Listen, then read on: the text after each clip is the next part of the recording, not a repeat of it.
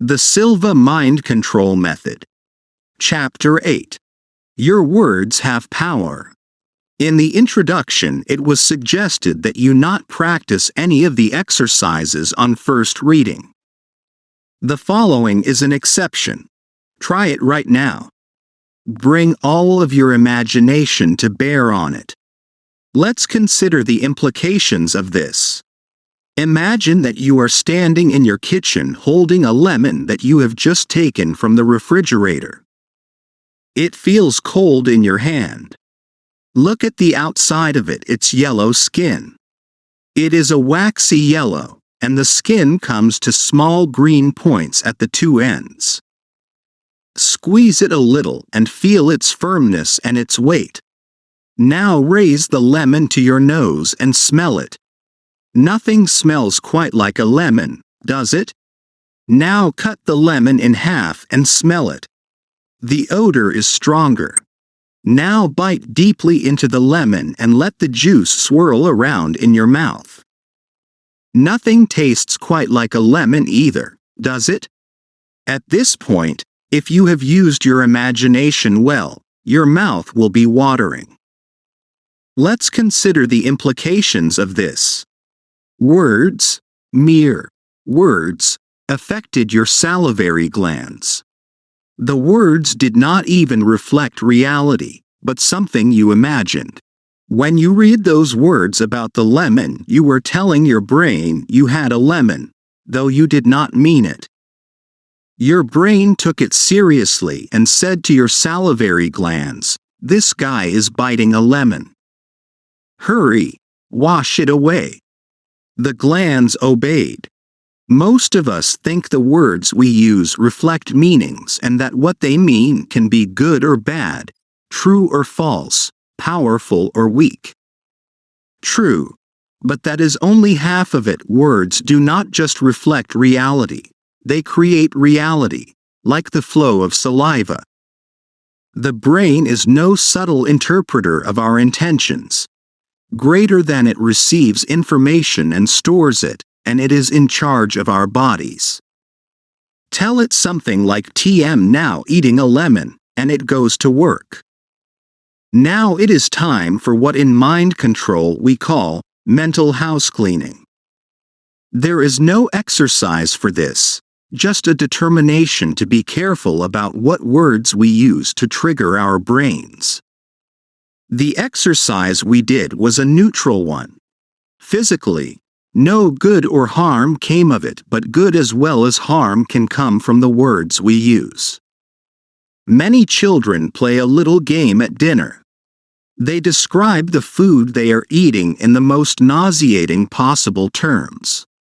Butter is mashed bugs, to choose one of the less colorful ones I remember. The object of the game is to pretend not to be nauseated by these new perspectives on food and to push someone else beyond his ability to pretend.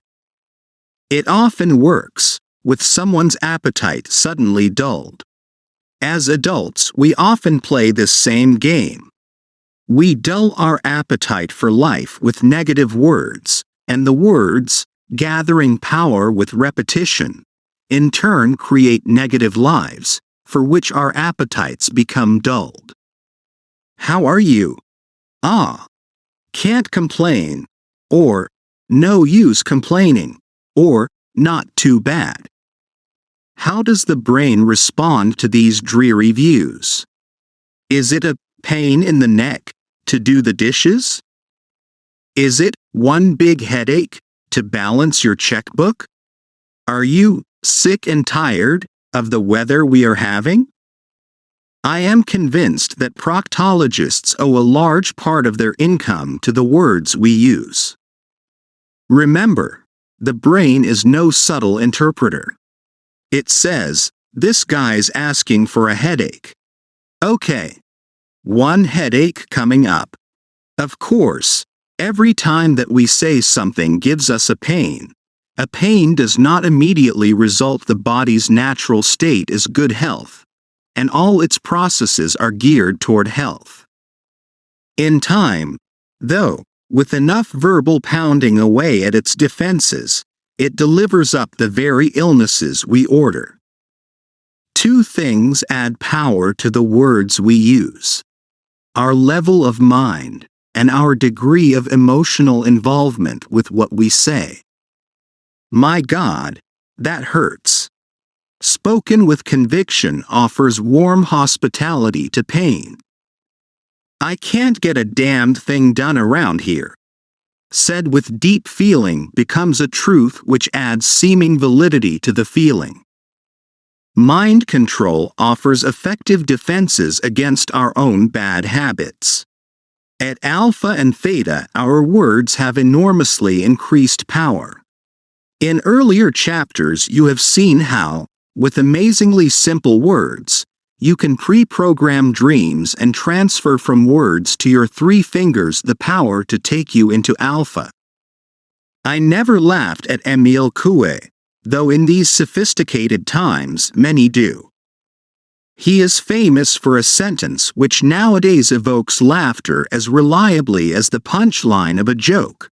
Day by day, in every way, I am getting better and better. These words have cured thousands of persons of grimly serious illnesses. They are no joke. I respect them and I regard Dr. Coué with awe and gratitude, for I have learned priceless lessons from his book Self-Mastery Through Autosuggestion. New York, Samuel Weiser, 1974. Dr. Coué was a chemist for almost 30 years in Troyes, France, where he was born. After studying and experimenting with hypnosis, he developed a psychotherapy of his own, based on autosuggestion. In 1910, he opened a free clinic in Nancy, where he successfully treated thousands of patients, some with rheumatism, severe headaches, asthma, paralysis of a limb, others with stammering, tubercular sores, fibrous tumors, and ulcers, an amazing variety of afflictions. He never cured anyone, he said. He taught them to cure themselves. There is no doubt that the cures occurred, they are well documented, but the Coué method has almost entirely disappeared since his death in 1926. Had this method been so complex that only a few specialists could learn to practice it, it might be alive and well today. It is a simple method. Everyone can learn it. The heart of it is in mind control. There are 2 basic principles. 1. We can think of only one thing at a time, and 2. When we concentrate on a thought, the thought becomes true because our bodies transform it into action. Therefore, if you want to trigger your body's healing processes, which may be blocked by negative thoughts, conscious or unconscious, just repeat 20 times in succession, day by day, in every way, I am getting better and better. Do this twice a day and you are using the Coué method. Since my own research has shown that the power of words is greatly amplified at meditative levels, I have made some adaptations of this method. At Alpha and Theta levels, we say, every day, in every way, I am getting better, better, and better. We say it only once during meditation. We also say, and this too is Dr. Coué's influence, negative thoughts, negative suggestions, have no influence over me at any level of mind. These 2 sentences alone have produced an impressive number of concrete results. Of particular interest is the experience of a soldier who was suddenly shipped to Indochina before he could complete more than the first day of the mind control course. He remembered how to meditate and he remembered these 2 sentences. He was assigned to the unit of an alcoholic sergeant with a fiery temper, who singled out the new arrival for special abuse. In a few weeks he began to awaken during the night with fits of coughing, then with attacks of asthma, which he had never had before. An exhaustive medical examination showed that he was in perfect health.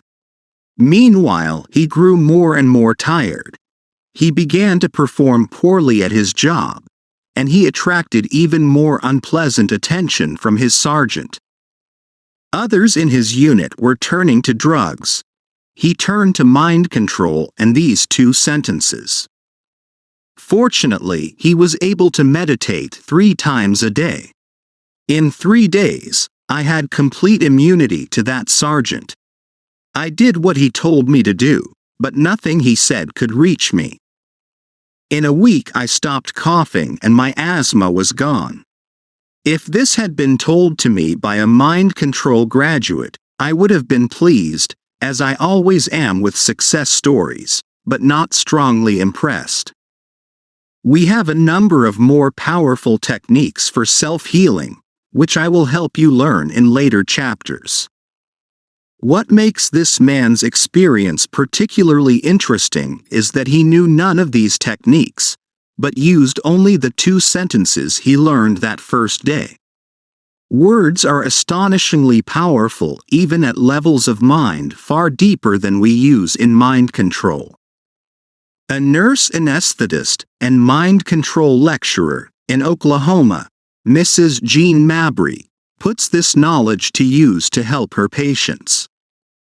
As soon as they are in deep anesthesia, she whispers in their ears instructions that can speed their recovery, in some cases save their lives. During one operation, when profuse bleeding would normally be expected, the surgeon was amazed. There was only a trickle. Mrs. Mabry had whispered, "Tell your body not to bleed." She did this before the first incision, then about every 10 minutes during the operation. During another operation she whispered, "When you awaken you will feel that everyone in your life loves you and you will love yourself." This patient was causing her surgeon special concern. She was a tense, complaining woman to whom every pain was ominous, an attitude that could slow down her recovery.